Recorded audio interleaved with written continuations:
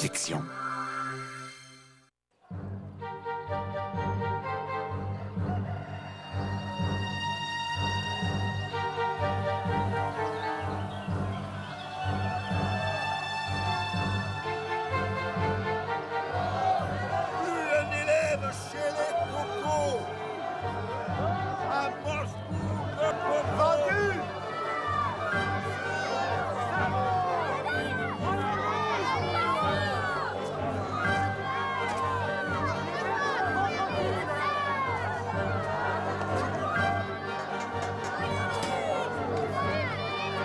J'y vais. Bonjour les enfants. Bonjour. Bonjour, monsieur l'instituteur. Ça va? Bonjour. Bonjour. Vous les avez vus, ces salauds? Oui, comme bonjour, j'ai déjà connu mieux. Mais j'ai prévenu l'inspecteur d'académie et le préfet que je me considère en état de légitime Oh, défense. c'est mince. Vous avez de quoi vous défendre? Moi aussi, j'ai fait la guerre, monsieur l'instituteur, et j'y ai laissé la moitié de ma jambe. Ils passeront pas. Merci, et ne répondez pas aux provocations. Quoi qu'il arrive, je ferai entrer vos enfants à 8 h, comme d'habitude. Allez.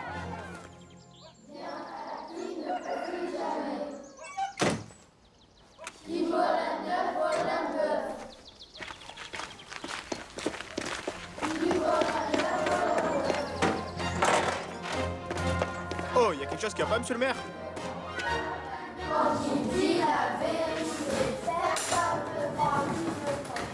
Asseyez-vous. Monsieur le maire, est-ce que je peux vous voir une seconde en particulier? Bien sûr. Allons de l'Europe. C'est quand même quelque chose. Enfin, le jour de la rentrée de Pâques. Enfin, comment avez-vous appris ça? C'est un de mes patients qui habite Saint-Paul et qui vient de me prévenir, justement. Ah! Le maire de Saint-Paul veut chasser ton ancien maître. Il a ameuté toute une populace devant son école. Forcément, il peut pas plaire à tout le monde avec ses envies de changer l'école. Même ici, il a fallu du temps pour s'habituer à ses inventions. Enfin, de là à le chasser. Faux. Mais qu'est-ce qu'il a pu leur faire, ce coup-ci, au Saint-Paulois? Présentement, le problème n'est pas là. Le problème, c'est que faire, nous, pour l'aider. Hein? Vous ne pouvez pas quitter votre classe, et moi, ma salle d'attente est déjà pleine. Alors... Mais Lulu, avec ta camionnette, tu pourrais pas aller y voir à Saint-Paul ce qui s'y passe, toi? Ben, je vais me débrouiller.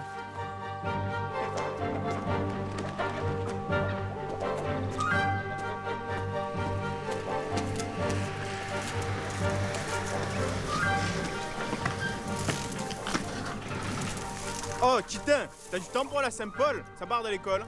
Encore? Oh, mais cette fois, ça pourrait saigner. Bon, ben, installe-toi, j'arrive.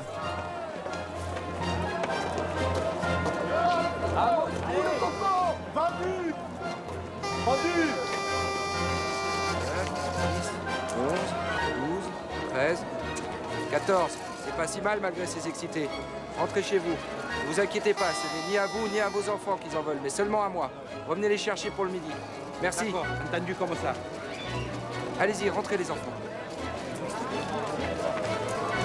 Heureusement, monsieur le maire est en retard pour lancer ses troupes à l'attaque. Je leur ai dit que j'allais m'arranger. Mais je dois aller charger la course cool. Alors monsieur le maire m'a dit, va voir et Titin s'il peut. Sûr, vous lui en devez à ce maître. Sans lui, des mules comme vous l'auriez jamais eu, ce certificat. Il y a le prêt des moines à s'occuper. Eugène, si monsieur le maire et l'instituteur demandent à Titin d'aller voir ce qu'il peut faire pour aider son ancien maître, il faut qu'il y aille. Papa, le prêt, je le ferai demain. Dis, Nénette, tu t'en souviens de notre maître avec ses petits journaux? Si je m'en souviens, c'était... Attends. En 20, quand monsieur Marteau a pris sa retraite. T'avais 6 ans, mon Titin. Et toujours en retard à l'école. Il m'en fallait pas beaucoup pour que je me perde dans la nature.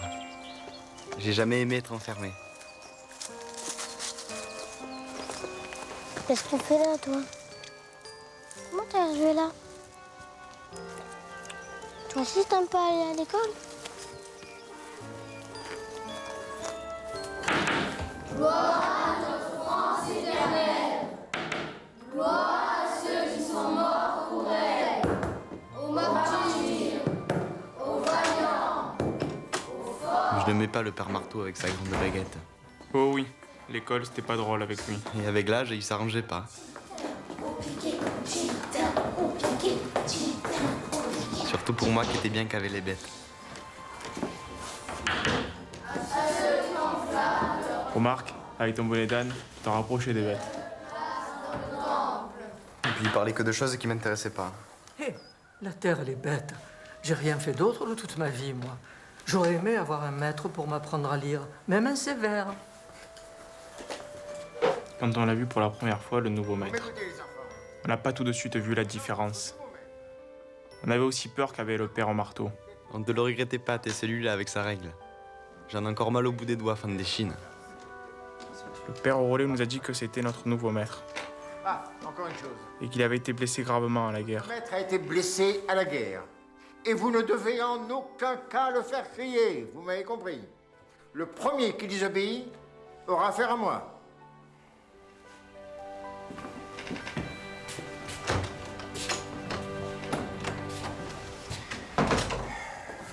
C'est vrai, j'ai été blessé à la guerre. Et comme des millions d'autres. Et j'espère que vous ne verrez jamais ça. Mais qu'est-ce que vous avez tous là au garde à vous? Allez, décroisez vos bras. Oui, décroisez les bras. On n'est pas dans une caserne ici, on est dans une école. Allez, asseyez-vous.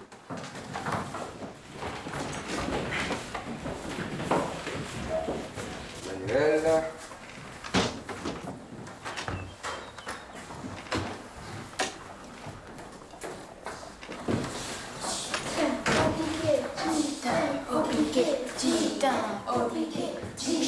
Non, s'il vous plaît. Un retardataire. Dis-moi où tu vas? Piqué? Piqué? Qu'est-ce que tu as trouvé de plus intéressant que l'école sur ta route? Montre-moi. Où est-ce que tu l'as trouvé? Sur le chemin près du champ à Farigoule. C'est une colombe. Elle a l'air malade. Elle peut plus voler, Gédéon. Parce qu'elle s'appelle Gédéon? Pourquoi tu l'as amenée en classe? Parce que si je l'avais laissée, elle serait déjà morte. Bon, allez. Garde ta protégée. Va t'asseoir, on va voir ce qu'on peut faire pour elle. Vas-y. Assieds-toi.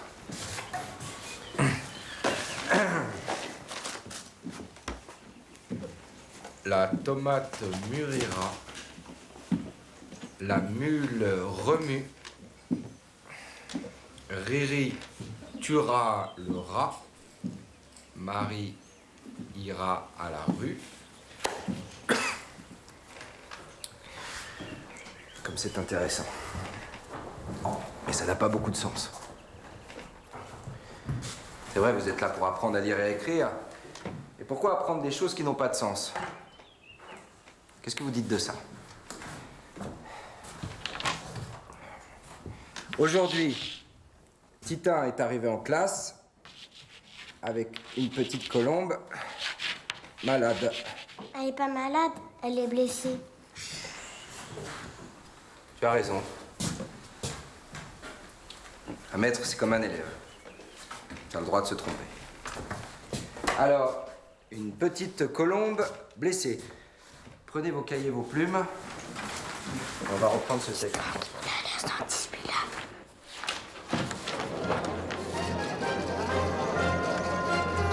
Avec moi, mes amis! Allez! Allez, venez! Tous avec moi! Allez! On y va! Allez! Allez! Dehors! Dehors! Dehors, le communiste! Dehors! Mon père, vous avez vu cette mobilisation? Avec ça, s'il ne part pas lui-même, il faudra bien que les autorités académiques le déplacent d'office. Et ce qu'il faut aussi, monsieur le maire, c'est convaincre les récalcitrants de ne plus envoyer leurs enfants à l'école, n'est-ce pas? Absolument, on y veille, monsieur le curé, hein? Et On y veille. J'ai une idée. Vous allez voir. Suivez-moi. Qui même me suit? Bolchevique! Dehors, le mouvement! Arrêtez! Allez, ne faites pas attention, ils finiront bien par se fatiguer.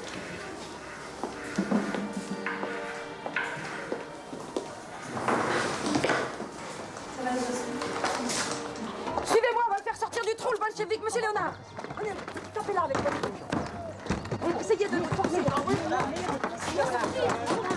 le volet. Allez-y. C'est la fenêtre de l'office. Ça va, les enfants, tout va bien. Vous inquiétez pas, ça va, ça va.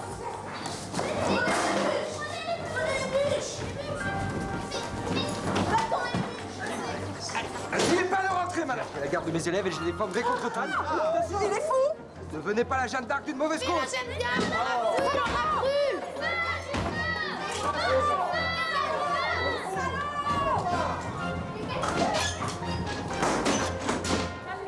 Reprenez vos activités là-bas.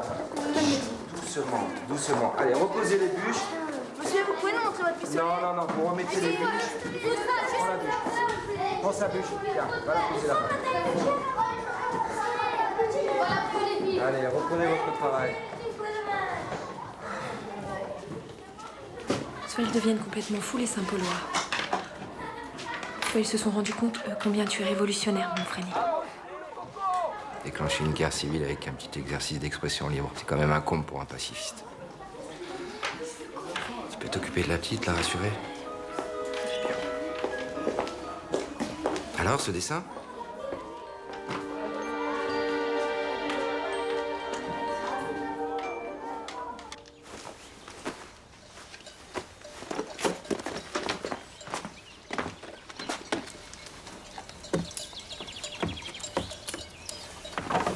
Où tu vas, Nino? Je sors. Nino, ¿dónde vas? À l'école. Ben aquí! Je te dis quoi? Tu n'y vas pas à l'école, allez! Tu rentres à la maison tout de suite. Allez, Je Nino! veux aller avec le maître. Toi, tu as peur du maire, mais moi, je m'en fous du maire. Mais le maire, il a dit qu'on va pas à l'école. Écoute-moi un peu, respecte-moi, je suis ton grand frère. Allez, rentre! Hein? Si le papa et la maman, ils étaient là, la raclée qu'ils t'auraient mis. Et Nano? Aïe, aïe. Qu'est-ce qu'il y a encore? Qu'est-ce que tu fais? Ben aquí! Ah! Nino! Ben aquí! Cretino! Qu'est-ce qu'il a pu inventer cette fois-ci pour qu'on lui tombe dessus? On peut pas dire, mais l'air de Saint-Paul, il est malsain pour lui. Déjà qu'il a les poumons fragiles, peu cher. Son bras aussi, ça se voyait. Pour écrire au tableau, ça le gênait. Dictée. Je vais d'abord vous la lire. Remarque, au début, avec lui, on s'embêtait tout autant, hein. La trouille en moins, parce que lui, il usait pas sa règle sur les doigts. Même si toi, tu quittais pas des yeux ton Gédéon. Ah oui, et même toi, quand tu visais Gazania, histoire de le réveiller en le faisant crier. Immobile, sur le ciel, couleur de plomb. Tout est... Moi, j'aimais pas quand il ne pouvait plus respirer. Ça me faisait mal. Merci, Roubaud. Quand il fait lourd et humide comme ça, j'ai du mal à soulever la poitrine. C'est gentil, tu peux t'asseoir. J'arrive, les enfants. Et toutes ces belles méthodes des pédagogues modernes que l'on voit fleurir en Allemagne, Suisse, je me rends bien compte qu'elles ne peuvent fonctionner que dans leurs écoles privées, avec peu d'élèves et beaucoup de moyens. Moi, je n'ai aucun moyen et ma classe compte 9 bancs de 10, soit 92 élèves. 92 élèves. Et comment fait-il? Oui, tu lis bien. 92 élèves dans ma classe ne parlant que breton. Tu le sais comme moi. Après cette hécatombe, on manque de maîtres. Tréguin est un gros bourg avec beaucoup de familles nombreuses et la municipalité n'est pas portée à favoriser l'école laïque. Heureusement, je peux pratiquer les leçons en plein air. C'était la tempête. Une vraie tempête? Ben oui, on a été perdus en pleine Méditerranée. En Méditerranée? Oui. Comme l'Ulysse. Oui. Et toi, l'Ulysse, tu te gavais bien de figues de grenade dans ta couchette. C'est ça, hein? Eh ben moi, les figues, ça me fout la pétrolette. Ça te la fout pas à toi? Et toi non plus. Ah, maman. Parfois, je me dis, abandonne. Passe le concours de professeur. Et oui, c'est vrai. La guerre m'a ôté la santé nécessaire pour bien faire ma classe. Les gosses s'ennuient. Comment voulez-vous qu'ils s'intéressent si moi, je dois économiser ma voix? Ah voyons, mon cher collègue, mais les élèves vous aiment. Ouais. Pas pour ça que les parents sont contents des résultats de leurs gosses. Vous savez, les parents, hein, certificats d'études, il n'y en a pas beaucoup qui l'ont, et puis ça les empêche pas de vivre. Non, croyez-en mon expérience. Les élèves, mettez-leur le nez dans les manuels, faites-leur faire de beaux cahiers. Et puis, les bavardeurs, les récalcitrants, vous les mettez au coin. Les manuels. Et comment voulez-vous qu'ils s'intéressent aux manuels si moi, je les trouve ennuyeux? Les pichons, à part les blagues, il n'y a pas grand-chose qui les intéresse. Si, regardez. En cours de récréation, ils revivent.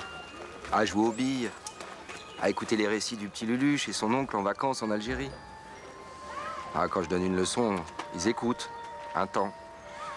Puis très vite, ils gigotent, ils bavardent, ils s'ennuient. Voire même, des fois, ils s'endorment. Et le problème, c'est de ne pas s'endormir avec eux. Ah, mais je les comprends. Tout leur tombe du haut de l'estrade. Rien ne vient d'eux, ça les ennuie. Et il faut bien que le maître suive le programme. Oh, mais je vous fatigue avec tous mes bavardages. Mais ce qu'on leur fait faire est bien trop loin de leur vie. Ce qu'il faudrait, c'est faire rentrer la cour de récréation dans la classe. Et laisser la porte de la classe grande ouverte. Eh oui. Comme ça, s'ils restaient en classe, ça prouverait que ce qu'on y fait les intéresse. Ce bois, c'est de quel groupe? Tu peux lui répondre. Moi. Lulu. Facile, César. Boire, c'est le premier groupe. Parce qu'il y a un R et un E comme dans manger. T'es sûr? Bon, sérieusement, qui veut conjuguer le verbe boire? Moi, monsieur. Vas-y, Napo. Je bois. Tu bois. Il boit. Attends, arrête. César, pourquoi tu ne te retournes pas vers Napoléon pendant qu'il t'explique? C'est vrai, c'est désagréable pour lui de parler à ton dos. Quand tu es dans la cour de récréation et que tu parles avec un de tes camarades, tu le regardes, non? Oui. Voilà, c'est pareil. Vas-y, Napoléon. Nous buvons. Vous buvez. Ils boivent. Tu veux pas le regarder, hein? Quelque chose que j'arrive pas à comprendre avec vous. Décroise les bras. Pourquoi vous êtes tous figés, là, comme ça, comme des automates? C'est quoi? C'est la disposition de la classe? Mais ça n'a rien de sacré, ça. Et si on essayait quelque chose? Lulu, Napo, vous aimez être ensemble? Bah, rapprochez vos bancs. Allez, Lulu, Napoléon, rapprochez vos bancs. Oui, sérieusement, levez-vous, rapprochez vos bancs. Et tous ceux qui ont envie d'être ensemble, bougez les tables. Allez-y, bougez les bureaux. Tournez comme ça, tu vas pouvoir les voir. Aussitôt que la vapeur du soir enveloppe la vallée, le coup temps. Un peu de silence, s'il vous plaît. On a changé la disposition de la classe, c'est pour trouver un meilleur moyen de travailler. C'est pas pour faire du bruit. Alors vous êtes gentil, vous arrêtez le chahut. Mais monsieur, si on se voit comme ça, comment on va faire pour travailler avec les autres? Eh bien, on va travailler par groupe.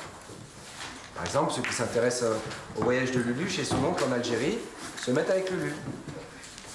Toi, c'est ta mamie qui fait les escargots. Oh oui, monsieur, ma mamie, elle fait trop bien les escargots. Eh ben, raconte la recette de ta mamie à tes copains. Oui, monsieur. Toi, Antoine, ton papa, il est berger. Oui. Eh ben, explique à tes camarades comment ça se passe avec le mouton, les chiens, tout ça. Oui, monsieur. Et on fera des petits textes sur ces sujets, on travaillera là-dessus. Qu'est-ce que vous avez là, tout ça? On dirait des chats qui ont répondu à un œuf. Mais monsieur, pour faire ce que vous dites, faut parler tout haut? Oui, il faut parler tout haut, comme des gens qui travaillent ensemble. Et vous pouvez vous déplacer aussi. Venir me poser des questions. Et si jamais vous voulez des informations pour vos sujets, ou s'il y a un mot trop compliqué, à partir d'aujourd'hui, vous pouvez venir consulter le dictionnaire, sans me demander.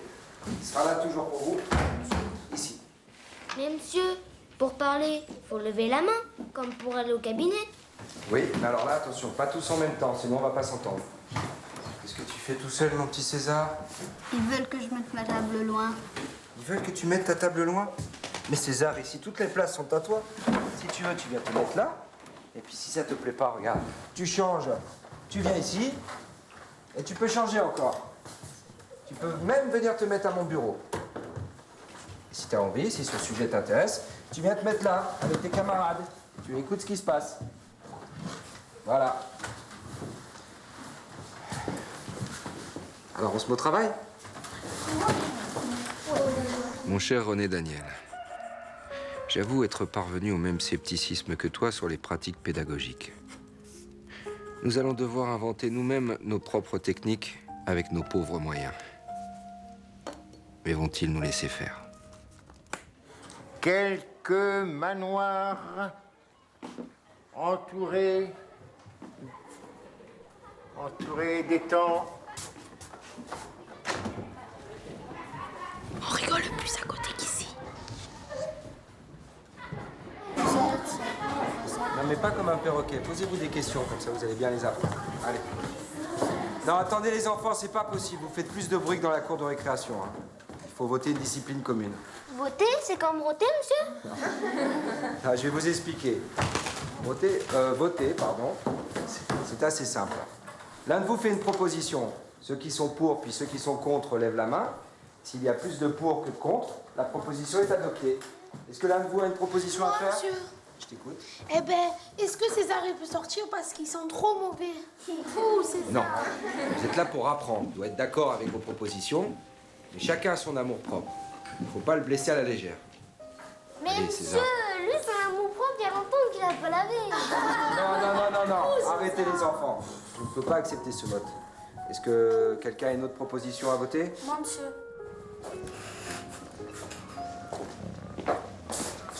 Allez, mange, Félix. C'est bon pour toi, la soupe. Qui a donné la permission de se lever à ce gamin? Il a même pas fini la soupe. Tu t'occuperas de ton chat plus tard, Titin, viens. Mais il a faim, Félix. À ta place. Quitte encore une fois la table et tu verras la rouste. Le nouveau maître, il nous permet de nous lever. Et il dit que c'est bien, la liberté. Il faut pas obéir aux ordres bêtes de la guerre. Au nom de Dieu. Oh, c'est trop fort. À qui je tords le cou? À ce chat ou à ce morveux? Si ce nouveau maître te tourne les idées, moi je vais lui faire comprendre comment ça doit marcher. Calme-toi, si c'est le maître qui lui a dit. Si on leur apprend pas à marcher droit, c'est pitcho. La prochaine der des der, ils y verront pas le bout. Eugène, ne parle pas de malheur. Hein? De toute façon, la guerre, c'est de la couillonnade. Écoute, Titin a bon maître. Il est plus jamais en retard. Comme son pigeon passe la nuit là-bas, il arrive le premier pour s'en occuper. Hein? Quand il n'y aura plus de pigeons? Les élèves, ils ont décidé qu'on fera un élevage de pigeons voyageurs. Et le maître, il a dit oui. Ah, décider. Décider. Depuis quand les pitchos ont le droit de décider? Si je te mets à l'école, c'est pour apprendre à lire et à compter, pas pour faire de l'élevage. Ça, je peux te l'apprendre. Elle dira à son instituteur au lieu de faire peur à ton fils.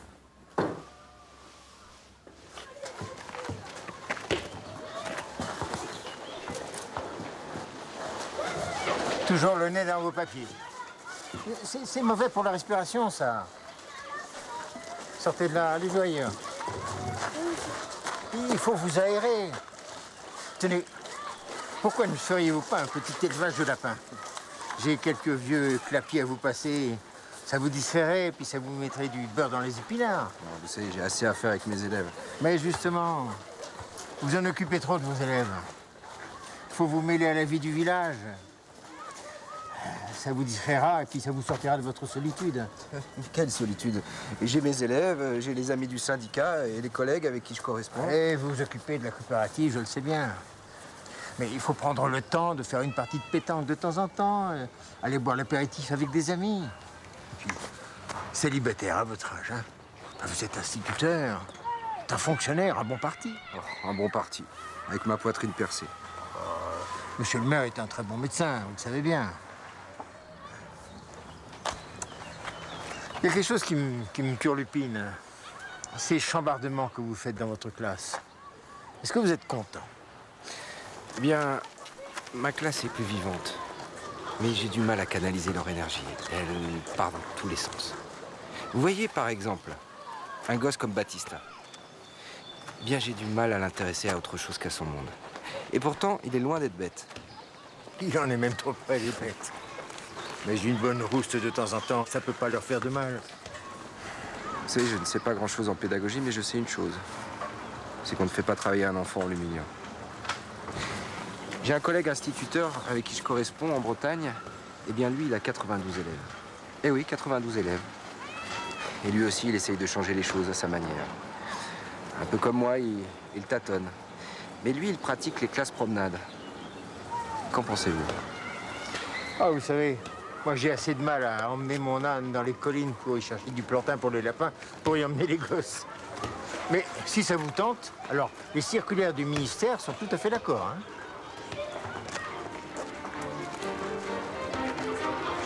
J'ai mis la pièce dans le feu et maintenant je vais pomper sur le soufflet pour faire des belles braises. Faire des belles braises bien rouges. Voilà. Et c'est bien comme ça qu'il faut leur expliquer, monsieur l'instituteur. C'est parfait, monsieur Domal, c'est parfait. Non, parce que vous comprenez, moi j'ai plus l'habitude de parler aux chevaux et avec eux je me gêne pas pour employer les mots du métier, mais là... Et parlez avec vos mots à vous, ils sont là pour comprendre votre travail. Excusez-moi, j'ai du mal à respirer, je vais aller dehors. Non, allez-y, je m'en occupe. Alors voilà les enfants, j'ai sorti la pièce du feu. Qu'est-ce que c'est? Je sais, c'est un œuf. Ah non, ça c'est un G, tu vois. Je pose la pièce sur l'enclume, bravo. Je donne quelques bons coups de marteau. Pourquoi avec un marteau, monsieur? Pardon? Pourquoi avec un marteau? Parce que j'essaie avec la tête, mais ça marche pas, tu vois. Voilà, quelques bons coups de marteau pour rectifier la pièce. On vérifie pour voir si ça va bien. Ouais, bien là, ouais. Vous savez, vous avez de la chance, hein, parce qu'aujourd'hui, je suis en train de faire du beau travail. Une nouvelle enseigne pour l'auberge Sainte-Catherine. Monsieur, Oui? ça aussi c'est un G. Ah oui, ça t'as raison, mon petit, c'est un G, mais il est raté. Alors tu peux le garder, tu peux le prendre, tu peux l'emmener à la maison. G comme j'ai dit. On refroidit la pièce. Attendez, ça chante. Et maintenant, on sort tous et on va vérifier le chef-d'œuvre. Attention, vous passez devant parce que c'est encore un peu chaud. Allez-y, allez-y. Hop, hop, hop. Alors les enfants, c'était intéressant? Oui, Oui. ouais, tu as vu le pourquoi tu les carottes, c'est bon? Ton père, il est pas garagiste, t'as pas besoin de les piquer. Voilà. Pour boulonner, t'es. Regarde. Moi, je te le disais, c'est vraiment la villégiature, cette classe. Hier, il baguenaudait dans la rivière à s'amuser avec un moulin en bois. Tu le crois, toi? Ce maître, il a pas le coffre pour les instruire. Alors il les promène. Ça t'appelle ça instruire, toi? L'autre jour, je demande aux gamins de me citer des noms d'arbres fruitiers. Je sais pas, moi, le prunier, le pommier, le saladier qui sort, qui fait la salade. Vous avez été blessé où? Au chemin des dames. L'offensive d'avril 17. Oui, c'est à l'époque, oui, c'est à l'endroit, oui. Oui, je sais. Vous pouvez vous rhabiller.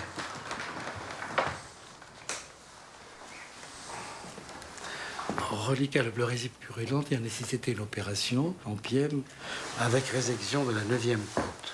70% d'invalidité. Oui, mais même si ça a l'air d'aller mieux, il faut continuer.